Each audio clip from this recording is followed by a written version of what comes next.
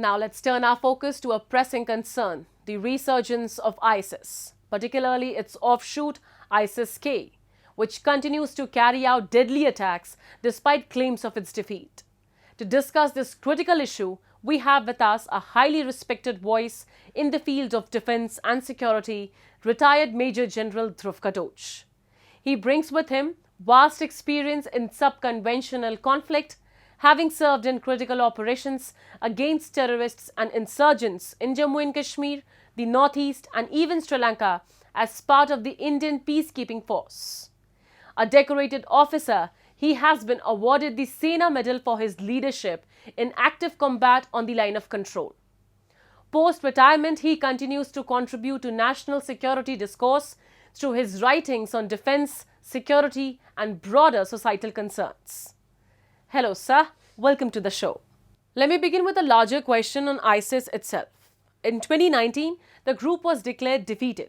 Yet it has managed not only to survive, but also expand its operations in different parts of the world. What, in your view, are the key factors that have enabled ISIS to resurge despite its so-called defeat? You see, the ISIS has never been defeated. It has been reduced in capacity to a very great extent, right? And why I'm saying it has not been defeated is because the ideology still remains. And so long as the ideology remains, the group remains. So at some point of time, if the ideology is defeated, then we can say that the ISIS has been defeated. Otherwise, it will continue to function, albeit at a very, very weak capacity. Shifting our focus to Afghanistan, the Taliban claims to have eliminated ISIS-K hideouts, yet the group continues to carry out deadly attacks. Does this indicate that the Taliban lacks real control over the country? And what does this mean for Afghanistan's long-term stability? I don't think the Taliban has the capacity to control every aspect of Afghan territory. It doesn't have that. It doesn't have that capability or that reach as of now, and I don't think the reach is going to be developed. You see, Afghanistan is a very vast country, and when you look at the terrain, there are mountains and there are hills and there are water bodies, etc. And when we are looking at that sort of a terrain, even when the Americans were there and the Afghan people were with them, it was very difficult to flush out the Taliban at that time. Now the Taliban is in power; they are facing a similar problem. Who are the people of the Islamic State or from Al Qaeda or from any other group which is operating in Afghanistan? They are the local Afghanis. So here is an Afghani who is actually part of the Taliban, and tomorrow he may shift allegiance to some other group. Basically, if he gets a little bit of more money, he'll shift to that side. So it is not an easy task as far as the Taliban is concerned to keep that level of control over Afghanistan as they would like to. At the same time, I don't think the Islamic State has got that much salience in Afghanistan to really make a very major difference or a very significant difference to Taliban's operations. So Taliban will continue to rule, but they will have problems from various groups, including from the Islamic State. We have seen that ISIS-K has repeatedly targeted Afghan Shia communities in brutal attacks. To what extent is its resurgence driven by sectarian violence? And do you see the potential for this to escalate into a larger regional conflict? I think this will always be a matter of very serious concern. The sectarian part of it, because by and large, Afghan society is Shias. I beg your pardon. Afghan society is Sunnis, and there is a very small percentage of Shias there, and the Shias become a comparatively easier target.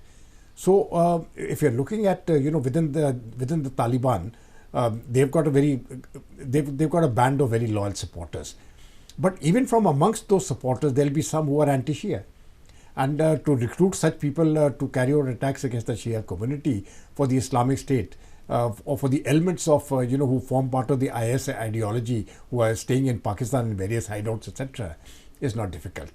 So I think it has that potential to develop into a wider conflict, not within Afghanistan, but, Iran is a Shia state. In Pakistan, there are a very large number of Shias. Pakistan has controlled that sectarian aspect to quite some extent.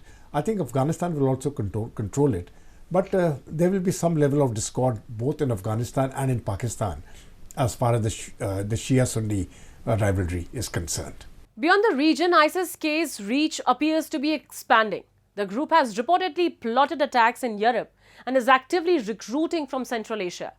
Given these developments, do you think ISIS-K now poses a greater global threat than even Al-Qaeda? I think when you're looking at the two ideologies, the Islamic State and the Al-Qaeda, both follow the Salafist doctrine.